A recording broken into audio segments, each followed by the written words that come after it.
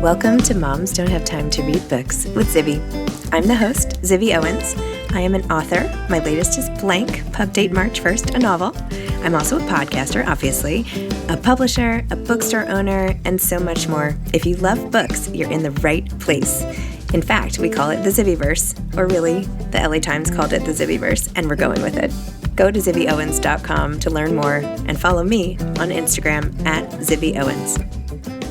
Lucinda Halpern is the author of Get Signed, Find an Agent, Land a Book Deal, and Become a Published Author. Lucinda is a literary agent and the founder of Lucinda Literary, based in New York. She has worked with all major publishers, including Penguin Random House, Simon & Schuster, Macmillan, Hachette, and Scholastic, and currently represents New York Times and internationally best-selling authors in the categories of personal growth, popular science, narrative nonfiction, memoir, and upmarket fiction. Her classes and coaching programs have been taught to hundreds of writers worldwide and became the inspiration for her new book, Get Signed. Welcome, Lucinda. Thank you so much for coming on Moms Don't Have Time to Read Books to discuss Get Signed, Find an Agent, Land a Book Deal, and Become a Published Author. Hi. So good to be here. This is the book that so many people, I need to just hand it to them because everyone's always asking okay, well, I have this, I've written this, or I'm 40 pages in, or I have a draft, but I don't know what to do. And I'm like, well, you need to find an agent first. And they're like, what do you mean? I'm like, I don't know. I don't know. Don't send it to me. No, I'm kidding. But you have all the answers. Kidding. I'm kidding, not kidding. Okay. Give the whole story, your whole story, the book, your background. Jump in. Yeah. So I'm a literary agent, first and foremost. So I'm that person that people are asking you about when they want to get published. What exactly is that person?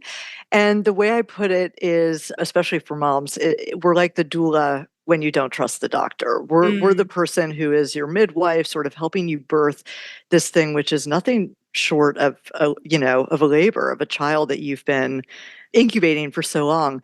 And so mainly we're known for brokering a publishing deal, right? We're helping you to get book advance, and we are looking out for your rights in your contract. But agents are so much more than that, right? We're your first champions, we're your therapists. We are looking after your business affairs so that you can keep your relationships and your work creative, which is a really important part of the partnership. We're your first editors. So we're shaping your work with you, and you think it's done, it's not done before we send it out to publishers. We're pitching you, so we have to share your vision. And then we're with you for the entirety of your career. So long after the deal, we're still being your cheerleader from the sidelines, and we're still mediating for you with the publisher. So that's the literary agent role, just backing up to the beginning. My personal story is it's a resume that's a smattering of non-commitments, which ends up serving entrepreneurs really well. That I got interested and got experience in a lot of things, and then always felt like I was going to run my own company. So very young, I started to do that at 27 after having really small periods of time at HarperCollins, which is the boot camp for everyone who wants to get in publishing, Scholastic, where I was learning online marketing and sales, and then one agent who's a very well-respected agent, Christy Fletcher, she's now at UTA, took a flyer on me. She's like, I like your hustle. I think you've got it. Every other agent rejected me. I knocked on every door. I met with every agent, and they were like, you're cute. You're young, very cute, but you don't have a list of clients to bring to the table. Christy took a chance on me. That's the story I love to tell beginning in this book, because it really only takes one person to believe in you. And what Christy did is she connected me with Gretchen Rubin of the Happiness Project, and I did some online marketing consulting for Gretchen. And a few years into that career, I thought, I want to start something that marries the online marketing and publicity expertise that I now have with the fact that I'm a born editor and deal maker, and I want to be representing the careers of authors. So I started Lucinda Literary, which is my firm, now 13 years ago. Hard to be a female business owner, as you well know, Zibby, right? It's not for the faint of heart. You're often in a room full of men. And just we pivoted so many times. We started a speakers bureau in 2016. We've since grown our team of agents. And I'm doing this thing I love, which is coaching writers. I'm coaching, teaching. Now I'm writing this book, which is the craziest surprise and meta experience an agent could ever have, sitting at the author side of the table. Did you get yourself an agent, or did you represent yourself? I made the critical mistake of not following what I prescribe in my book and not hiring an agent. So I learned the hard way. I was like, I think I could do this myself. Similarly, I thought, I can write this book myself. I've always been an aspiring writer. I've learned from all these great folks. I couldn't do any of these things myself, right? It takes a village. So this book was what I feel to be the only real gift that's been given to me that I haven't driven myself, right? You drive results every day. You sort of like, you face all the naysayers. My own mother, hopefully she's not listening, said, you shouldn't run your own company. You shouldn't run your own company. When I was so young, that's going to be tough. And similarly, I was going to self-publish this book because I was so devoted to it and believing in it, which is again a quality of all the authors that are successful that I take on. Like, they're going to do this hell or high water. There is a message they need to get out there. They're going to do it with or without me. I was self-publishing this thinking, okay, that's what this will be, and that'll be great. And then my friend who's a publisher at Hay House, I was having dinner with her, third glass of wine. I'm like, maybe I should mention this book I'm writing. And she said, don't self-publish it. We want to commission it. Like, we want to give you an actual deal for this book. And I just fell over backward. And the lesson in that, again, for your audience and for writers, and I think this applies to people at large, right, is you talk about what you're pursuing, even if it's completely new and you might fail, with everyone, because you never know what door is going to open for you. And so that was my real experience of that. And it was a gift that they gave me, right? So, yeah, I mean, then there's a whole process of writing and launching the book, but I don't need to go on and on and on. No, it's fascinating. Yes, it's tough to own a business, but also very rewarding. So rewarding. I've realized it's like starting a business is like raising kids in a way, because just when you think you figured it out, everything changes again. And you have to like totally rethink everything. Not everything, but you have to just always be ready to pivot. And like that's part of the process. At first, I didn't realize that. And I think if I had to do it, if I was telling someone who's starting a business, like, yeah, just make sure you always feel like you have your finger on it, but then like, no, it's just about to change. So like, don't like post and like, don't frame anything. It's all going to change. And then, so. Right. The experimentation aspect and the embracing the lack of control, which I think is so hard for people who do start businesses. I mean, this has been, I was literally sobbing last night. I took a video of myself talking about this moment because it's been so pivotal, but really, I try to tell my family and friends who are so sick of hearing about the book. It's like, this is not the moment of self-promotion. This is the culmination of everything I've been believing in, driving toward, and experimenting with myself in this super scrappy way, starting out as a solopreneur, now to someone who has a small team of people, not huge, and believing in myself even when no one did, and coming up with these creative concepts. Like I've got in the book, these 4 types of writers who get book deals. I remember back and forthing with my assistant saying, like, does this make sense? The ideator, are people going to laugh at the everywhereist pronounce it? I love the quiz, by the way. The quiz is perfect. Oh my gosh. I'm like, love a good quiz. What are you? Which one were you? Oh my gosh. What was I? I'll recap for your audience. So, or do you remember? Hold on. What do you think I am? Well, wait, where did it go? Hold on. What's my type? Should I answer the questions for you? Sure. Select one question. What part of developing your book do you most enjoy? Research, networking, inspiration, brainstorming. D, I am most comfortable when I'm prepared. So that's A. I think of myself as a strong listener. A. Although actually, also C, happiest when I'm connecting with others. Actually, also D, happiest when I'm in a room by myself being creative. And maybe also be a big personality voice. So let's forget that question. Yeah. Let's see. I mean, I'm going to go with D. I think D. Creative. Okay. Yeah, I'm D. Ideator. Okay. I think I'm an ideator. Okay. So I think so too. I think, no, I think you are. I mean, you're now the everywhere. So just for your audience who doesn't know what these types are, the ideator is obviously the big ideas person. That's kind of accessible. The everywhereist is, an author has a big platform, which we can also go into as well. It's like sort of the most sought after author today in publishing is the person who has that built-in visible audience and feels really comfortable connecting with those people. The data collector is the person who's doing all the research and figuring out what about their book is distinguished and different from what's out there. And then the crusader is the person who will stop at nothing, who gets motivated by rejection, who comes up with the next idea and keeps knocking on the door. Obviously, that's the story, right? That's what you have to be as an agent. Most writers feel like they are at least two types, and never do they feel they're all four. Mm. The encouraging news and get signed is you definitely do not need to be all four. I've seen each of these types succeed.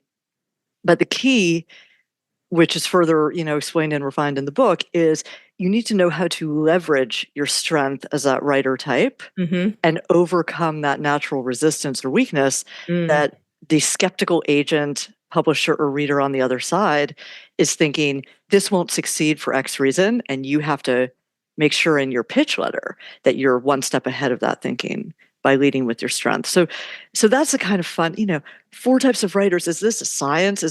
Should you write your query letter to an agent and say, I'm a crusader? No, you absolutely should not, right? But you should use these characteristics to show why you are an author and why you have that potential.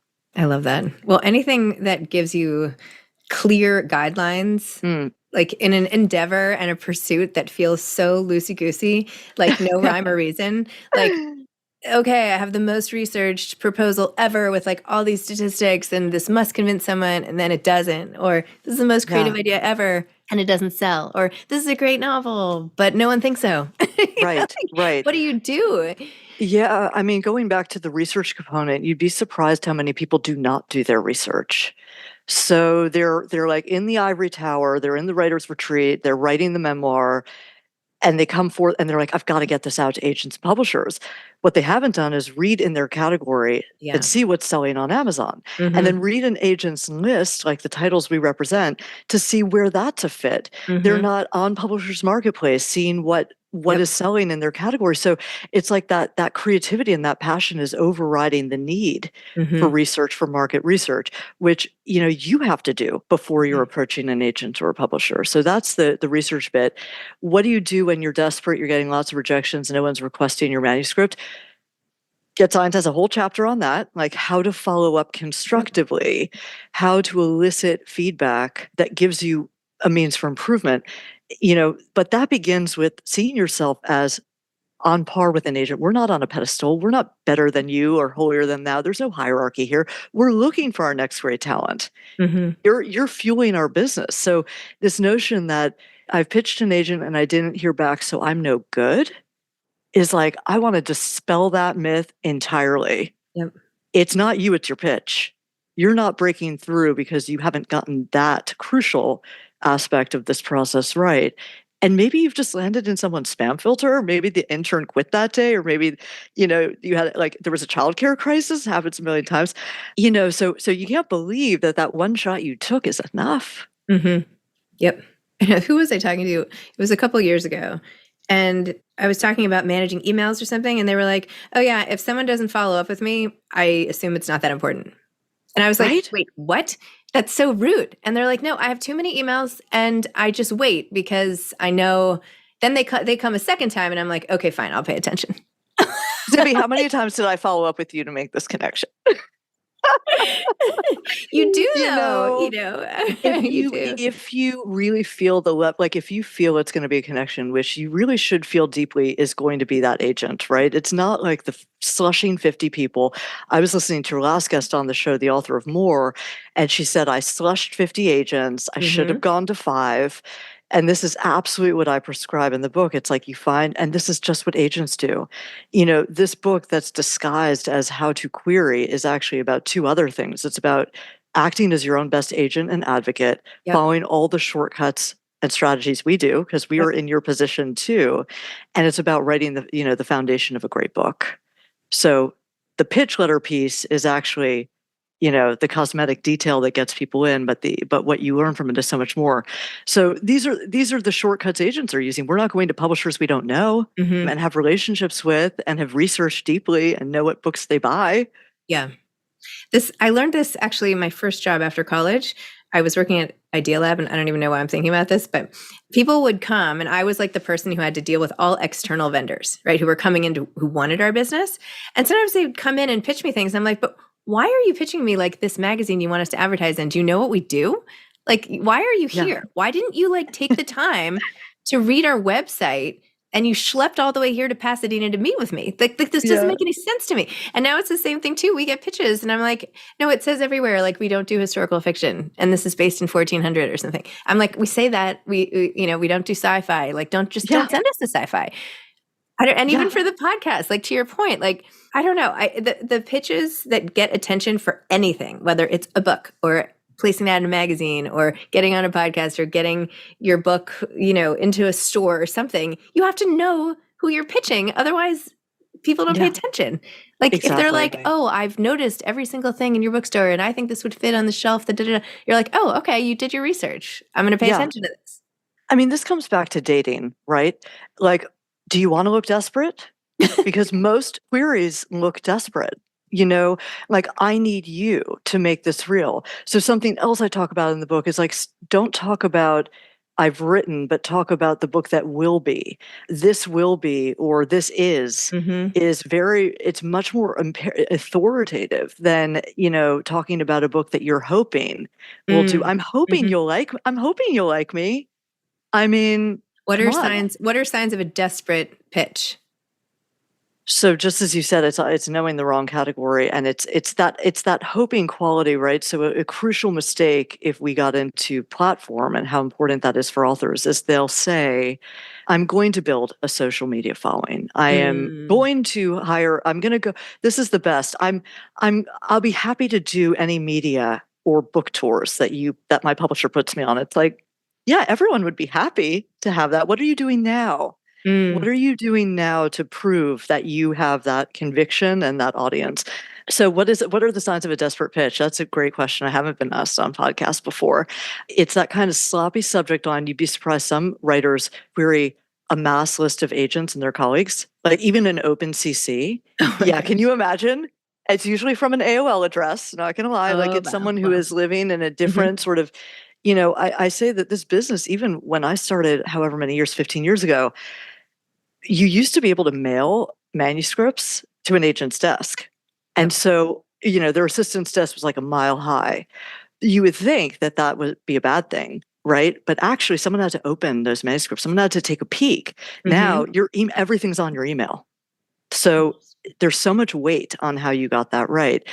Trying to answer your question more clearly, what are the signs of a desperate pitch? Like a sloppy subject line, an overly long synopsis that doesn't actually tell us what the book's about, meaning why we would care. Why someone new to your work would care. We see so many memoirs, I'm sure you do too, that have this really compelling, moving story of like loss and grief and trauma and affliction and cancer and sickness and wild, really upsetting stories. Nothing in that, unfortunately, is telling me why anyone who doesn't know you, why a cold reader is going to come to your work. What are they going to take away? Right? So the pitch letter is not a synopsis, a summary of what your book is. The pitch is why your book now and who are you to write it? That's such good advice. Wow. What if people don't know? Yeah. I mean, that's a really good question. Yep. I don't know because I wanted to write it. I feel like I think that's such a good thing. And also, I don't think people know how to necessarily build a platform if they don't have anything to build it around. Like, let's say they're just at home and they write a novel and you say, well, what are you doing now? And they're like, well, what am I going to market? Like my cat? So that is this entire chapter in the book called Get Seen. And it's about the importance of road testing. Meaning you go onto social media and it's daunting. But it's a tool for you. I've tried to make it less daunting in how I've talked about it, but I'm doing it. It's hugely vulnerable. I am fearful about doing it every day, putting yourself out there. But what it gives you is you can identify the content and the voice and what you have to offer, like what I call your VCO, your voice, content, and offering, that people look to you distinctly for, what they're resonating with. If you're paying attention to what's popular, not only in your sphere, but what you are uniquely providing, you'll now have the clues of what should be in your book. So, using myself as an example, I wanted to be a literary fiction writer and sending my short stories to the New Yorker, and I'm writing poetry. And you never in a million years would have told me that I'd represent business books by entrepreneurs, that I'd write one myself about, it's so wild. But why is that why is that perfect for the market? Because it's what I know, it's my expertise, and it's what I can actually, it's the wisdom I can lend, Mm-hmm. and so many people are sort of like, I see memoirists come in, and when we coach them, they end up self-help writers Mm. because they're not, Prince Harry, they're not Britney Spears, Mm-hmm. they're not Zibby Owens. So it's like, you need some other takeaway that is your distinct perspective to make this a contribution on a crowded shelf. I mean, I had a really hard time with my memoir. You did? Oh my Wait, gosh. we have a whole podcast on just you. I'm sure your listeners know, but I need to Oh my gosh. understand this. So Yeah, yeah, yeah. It was rejected like a million times. I had to redo it and redo it, and it took forever. Yeah. yeah. And then it's worth it, right? Like it's worth it. Or you pivot, just as we were talking about in the I beginning. pivoted. You Yeah, I figure, kept changing it. Yep. yeah. Keep, So my gosh. Do you think that everybody should be published who wants to be published? another great question. So many people believe they have a book in them, and the answer is very immediate for me, and it's no. And that's not a bad thing, right? So we've seen people go off to self-publish and be very successful at that. So it doesn't need to be a traditional deal with one of the big five publishers. Maybe you have a podcast instead because that's the best format for your content. Maybe you have a YouTube channel. Maybe you are just writing articles. So Mm-hmm. something I tell memoirists to do, novelists to do, and this is another form of road testing to see if something works and something has an audience, is take sort of the nut of what you want to write about. If you're a novelist, like the very best scene, place that as an essay. Mm-hmm. See if people respond to it, and then we know you're onto something. And maybe Yep. you should just be writing essays for Medium or for some other format, Substack, and still make money doing it. Maybe make better money. Maybe grow more of a following doing it than Mm-hmm. attempt the brave and difficult world of book publishing. So no, it's not for everyone at all. And it really comes down to not only your talent on the page, but the gap in the market that you're filling. You know, Yeah. get signed. No one was an agent who had written a book about how to get published. Plenty of coaches and authors have. The books are also years old and the landscape's really changed. Mm-hmm. So my publisher was, said someone needs to do that and I Mm. will take a flyer on you. But that's what this is about, identifying the gap in the market, making that case clear to an agent. Yeah. That's so true. If you want to be Glennon Doyle, which we get so many, I'm the next Glennon Doyle, I'm the next Untamed, read the Amazon reviews for what she didn't deliver in her book, what people are seeking as the follow-up or the question they wish she had answered. That's your clue that something's missing that Hmm. you can provide. I love that. Oh my gosh, such good advice. Do you feel like now you're going to get 8 trillion pitches? Thank you. Do you have an idea for what to do with that? Because okay, so here's the pitch for, the business that I'm really excited about is the coaching side of this. And incidentally, I went to dinner with an editor 2 nights ago, and she was like, writers who are represented by agents need coaching because we're now all in a volume business. Editors are requiring more than they can physically do. There's Mm-hmm. not the support for them. Agents are oversubscribed and the advances are smaller. So they're like throwing spaghetti at the wall, which means there is less time for writers to get the editing and the coaching that they need. So what I'm going to do with these 8 million queries that come in, we already as a small agency get 50 a day before this book even launched, right? And we're a small agency. So imagine the rest. And we can talk about how to choose between solo agencies and big agencies.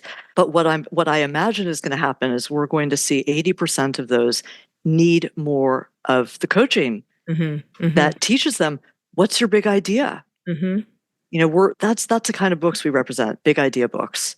And that can apply to novels too. That's not just a nonfiction formula. So they need that before they're going to agents. Yeah. And they really need to know that you have to not go straight to publishers. Oh, I know. Like if you could try to get that. What I think you should do, I mean, this is my 2 cents. Yeah, tell here. me. Instead of them just piling up in an inbox, because they are people out there who are desperate for connection and knowledge and all of that, I think you should take all of them and put them in a Facebook group together so that they make connections and have you're like, here's our here's our, it's almost like the waiting room. It's like, here's the waiting room. Why don't you chat online while you're waiting to get in the door at the doctor's office? Like, here's our big waiting room, and put them all in there, have them meet each other, and then put on a giant conference and have them all come. Because I was actually thinking of putting on a conference for aspiring authors where you bring in like speed dating and, blah, blah, blah, blah, blah. And that's a gold mine to have all those aspiring authors, or put them all on a mailing list. Yeah, yes, and we're doing that, but you can market to them. You can have other people market to them. You could say, I have this list. Would you like to advertise on my list? I mean, you're a business owner. I shouldn't even tell you. I'm sure you've thought of a million things. But here's what's valuable. I'm doing everything, but the interest in that for my clients is that I'm being their guinea pig. I'm experimenting with all of these guerrilla marketing strategies that are actually working. And now I can tell them for their book launches, like, this is what you should do and what you shouldn't do. Mm-hmm. So that sort of knowledge coupled with the compassion piece that I never had, I can just admit, I never understood what it was. I was like, come on, like, sack up and go get blurbs, like, how hard is this to write a letter to someone, to an author that and ask for a blurb? It was the most vulnerable moment for me when I first had to do that. Like, writing Adam Grant blurb this book, I had to write someone I admire so much and say, this tiny baby book, and you get 1,000 queries a day, like, and you write a really personal letter. Mm-hmm. But so that, yes, authors have to be thinking of a book as part of a much greater puzzle and career, because we're not in it for one-hit wonders, and neither are you, right? You're envisioning like the career in this. Oh my gosh. I feel like we could talk about this for like 100 years. I want to talk about you. I want to talk about your whole career, but no, I just mean like the state of the industry and what we can, like what you can do. And, because it's so hard. And then after you get the deal, it's still hard. Like it's just hard. It's harder. It's harder. Yeah, so right? Yes. I mean, there's so many things, like no one book journey is the same. That's what keeps it exciting for agents and publishers in a way. But it's also, how many conversations are we going to have about how the jacket sucks? How many conversations about how the publicist didn't deliver? Yep. My editor didn't respond in a timely way. It's like, authors, I feel your pain. Yep. I feel that firsthand now. So it's tricky. It's tricky. It is very and tricky. So much is generated by the author, as you know. The author has to do everything. Mm-hmm. Yeah. But this is it. This is what the world is right now. Should I be saying that? Yes, you should. Because then people aren't just disappointed and surprised or whatever.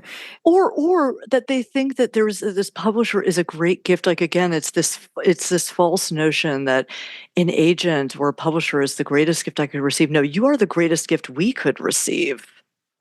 But there's a lot of pressure on you to hustle and to work hard. Yeah. So it's just reframing that. Gone are the days of like, sending in something and then sitting back and becoming like reclusive and famous and like Donna Tartt, Barbara Kingsolver. You can't do it anymore. Yeah. I had Barbara Kingsolver on my podcast. So oh wow, she's a favorite. She's a favorite. Just saying, like nobody can do it. John Irving, I had on my podcast. I'm like, these guys, they're like legends. What? Yeah. They used to just be like hiding, and no one can hide. Everybody has to be out there, whether you're John Irving or you're the person who just got over a horrible diagnosis and wants to write about it. And, everyone's out there, and that's just the state of the world. So you can either keep complaining about it or find ways to manage it. Yeah. How do you deal with all the engagement and, around social media that you have to? I mean, I wasn't on social media until I was trying to sell a book, and they were like, you have no platform. And I was like, okay, I guess I should like start an Instagram account. I mean, literally, like, yeah. Like, and it's a full-time job. It's a full-time. Like, I do this. I do it for hours still today, like every day.